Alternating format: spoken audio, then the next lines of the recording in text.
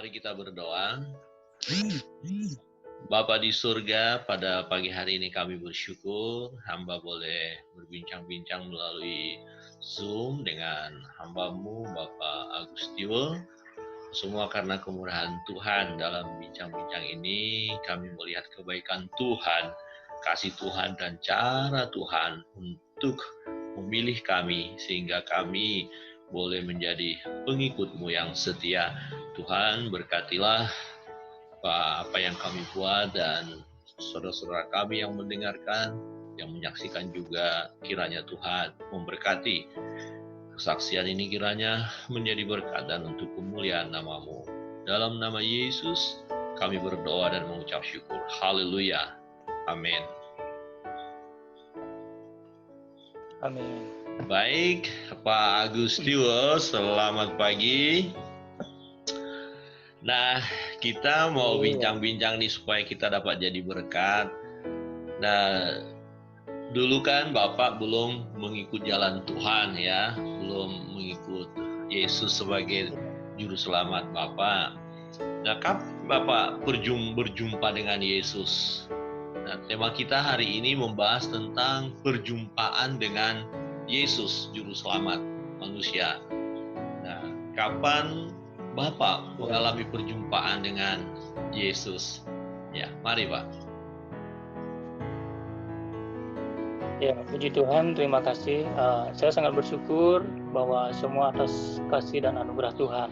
Jadi, singkat cerita, saya mempelajari tentang Yesus itu pada tahun 2003 awal. Itu menjelang saya awal-awal mau menikah. Jadi, banyak hal yang saya lalui. Jadi pertama kali saya mengenal dan sungguh-sungguh tersentuh hati saya itu ketika tahun 2008. Jadi itu puncaknya pada tahun 2008. Saya bukan melihat tetapi mendengar dan saya merasakan damai dalam diri saya. Mendengar jadi, apa itu Pak? Awalnya itu tahun 2008. Mendengar apa? Itu mendengar suara. Apakah itu suara Tuhan atau tidak, jelasnya saya tidak tahu, tapi saya merasakan damai dan suara itu pun saya dengar kedua kalinya ketika ada seorang hamba Tuhan pada saat itu mendatangi saya dan suaranya itu persis, perkataannya itu persis, kata-katanya itu tidak berbeda, persis saya dengar. Kalau boleh tahu Pak, suara itu apa itu ya? Ada suara apa ya? Bisa sedikit menginformasikan buat kita. Waktu itu saya mengalami kecelakaan dan saya sempat di opname di Rumah Sakit Umum Sanglah. Nah, di situ saya opname di hari yang ketiga. Tidak ada seorang pun yang saya lihat yang menjaga saya di rumah sakit. Nah, di situ pas saya mau memejamkan mata, saya mendengar bahwa sampai kapan kamu seperti ini? Inilah tandanya untuk kamu. Jadi itulah saya dengar dan saya kaget, saya bangun. Saya kira ada orang di sebelah saya. Rupanya tidak ada. Wah, saya pikir siapa ini yang kata-kata seperti ini? Saya pikir begitu. Terus saya bertanya siapa dia, gitu. Akhirnya ada seorang hamba Tuhan yang selama ini memang yang sering membimbing saya. Jadi pada saat itu pula beliau datang dan beliau juga mengatakan hal yang sama seperti itu. Tetapi suaranya berbeda. Suaranya berbeda tetapi perkataannya sama. Jadi disitulah saya memiliki keyakinan bahwa wah, saatnya saya harus melangkah untuk lebih hidup yang lebih baik. Ya dulu memang tentu hidup saya sangat suram sekali. Iya. Jadi di situ hampir sebulan saya di opname dan saya berjanji pada diri saya sendiri bahwa saya mengatakan bahwa Gus, kamu harus berhenti, cukup di sini, kamu melakukan perbuatan yang tidak benar. Saatnya sekarang kamu memulai kehidupan yang baik. Nah, di situ saya mengikuti bimbingan dari seorang hamba Tuhan. Ya, kalau boleh saya sebut namanya itu Bapak Wayan. Bapak Wayan Purnojaya itu asal Gianyar. yang sampai saat ini menjadi orang tua rohani saya. Ya. Nah, waktu beliau membimbing Bapak, waktu itu Bapak kan belum orang percaya ya? Belum. Saya masih kepercayaan lama, Pak. Oke. Ya, memang ya saya di sini bersyukurnya saya di sini suka belajar, artinya hal-hal yang menyangkut kebatinan. Jadi itu sangat seru menurut saya. Jadi berbagai hal saya pelajari. Saya mendapatkan pembelajaran yang sangat baik. Saya merasakan damai karena itu tujuan dari kepercayaan saya yang lama, mencari hidup yang damai.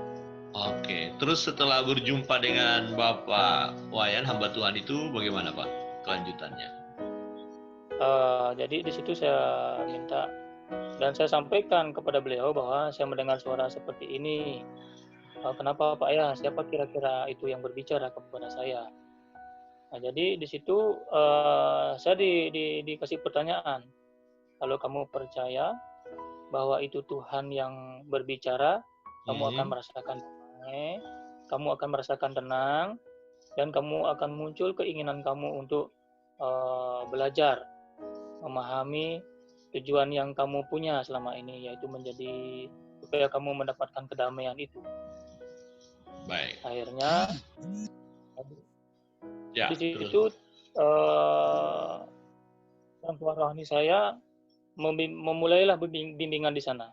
Baik. Bimbingan dimulai, jadi banyak firman Tuhan yang saya pelajari di situ untuk semakin mengenal Tuhan. Nah, selama bimbingan itu apa yang Bapak rasakan? Apa yang dialami? Jadi ketika saya mengikuti bimbingan yang sebenarnya, bimbingan untuk semakin mengenal Tuhan. Jadi di situ dari kepercayaan saya yang lama, jadi ada seperti suatu kemiripan, kesamaan yang melandasi tujuan hidup. Jadi tujuan hidup saya itu adalah mencari Sang Pembawa Damai itu, mencari Tuhan itu. Nah, dan melalui setelah dibimbing, apakah akhirnya Bapak menemukan pembawa damai itu, dan bagaimana Bapak akhirnya bisa memutuskan untuk menjadi pengikut Yesus Kristus atau Isa Al-Masih? Iya betul. Memang pada awal-awalnya memang saya sangat menolak, yaitu bagi saya tidak mungkin. Mungkin karena kan saya melihat dengan mata jasmani. Apalagi ini kan cerita soal manusia. Jadi dia juga sama manusia, saya juga manusia. Mana mungkin bisa membawa damai, memberi saya damai. Bahkan dikatakan itu memberikan hidup yang kekal. Waktu awal-awalnya karena saya belum mengerti, akhirnya singkat cerita saya mempelajari, dituntun terus sama Tuhan tersebut. Akhirnya saya mengerti bahwa dari kepercayaan saya yang lama di situ kami sedang menanti perwujudan Tuhan yang berwujudkan manusia sempurna. Itu dari kepercayaan saya yang lama. Nah, setelah saya mempelajari tentang Yesus bahwa ini yang saya cari. Tuhan itu datang dan akan datang lagi. Nah, ini kami yakinin bahwa inilah Dia yang saya cari-cari dari berbagai hal-hal pembelajaran dan keyakinan itu. Ini yang saya cari-cari. Jadi di situ saya sangat yakin sekali bahwa inilah yang saya cari dan saya harus percaya dan saya harus mengikut Dia. Awalnya Bapak masih ada keraguan bagaimana manusia kok bisa menyelamatkan lo selama manusia. Tetapi pada akhirnya Bapak yakin. Nah, setelah di kepercayaan Bapak yang lama juga menantikan manusia yang sempurna Nah, betul. Bagaimana apa yang meyakinkan Bapak begitu kuat sehingga ambil keputusan saya akan mengikut Yesus? Iya betul. Jadi ketika saya mengikuti bimbingan, tentu saya belum menjadi orang yang percaya, artinya belum menjadi orang pengikut Kristus.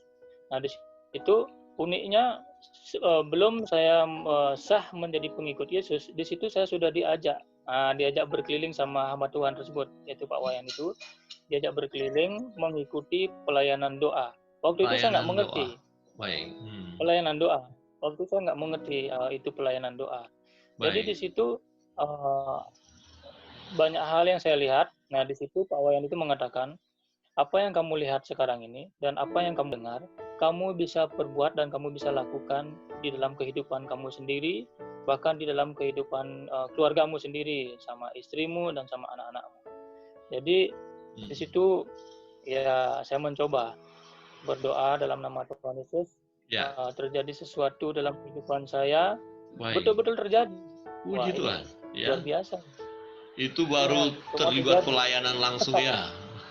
ikut Pak Wayan dan sudah menyebut nama Yesus. Padahal Bapak belum dibaptis loh ya.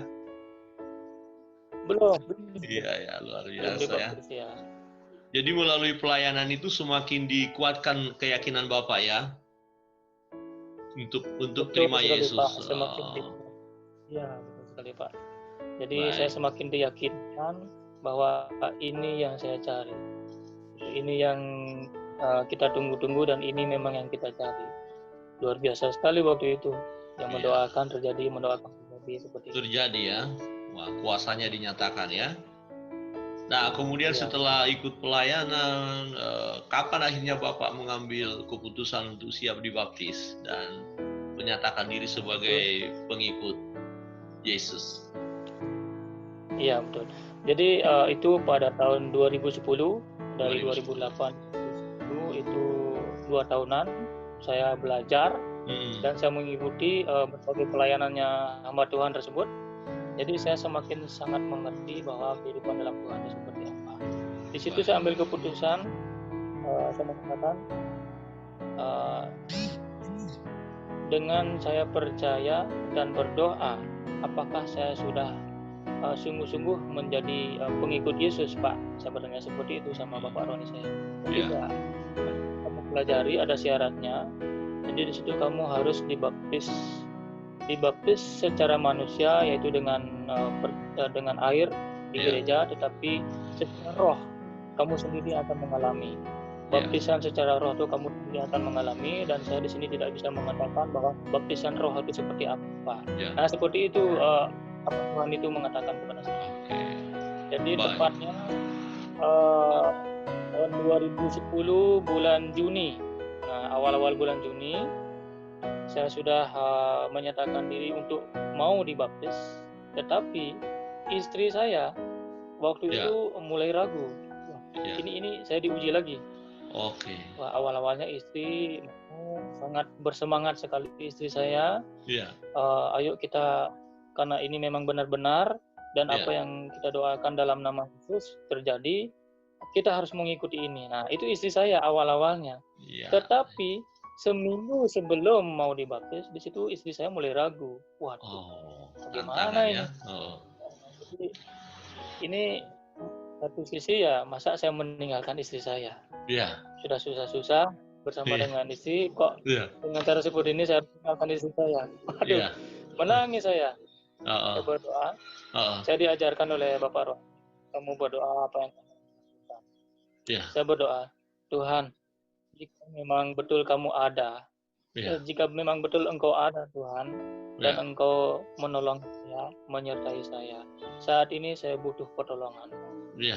Jadi di situ seperti muncul dalam hati saya perkataan begini, yang mau selamat siapa? Apakah kamu atau istrimu? Nah, di situ betul-betul sifatnya pribadi. Jadi saya selamat bukan dari istri saya, tetapi dari Tuhan. Jadi saya harus percaya Tuhan. Itu kesimpulannya. Dan 3 hari sebelum dibaptis, saya datang ke rumah Bapak Roni saya, dan saya mengatakan sama istri saya di hadapan Bapak Roni saya, ini menyangkut keselamatan. Keselamatan saya bukan dari siapa-siapa, hanya daripada Dia. Dan saya siap dibaptis hari Minggu nanti. Nah, di situ istri saya dengan cepat pada saat itu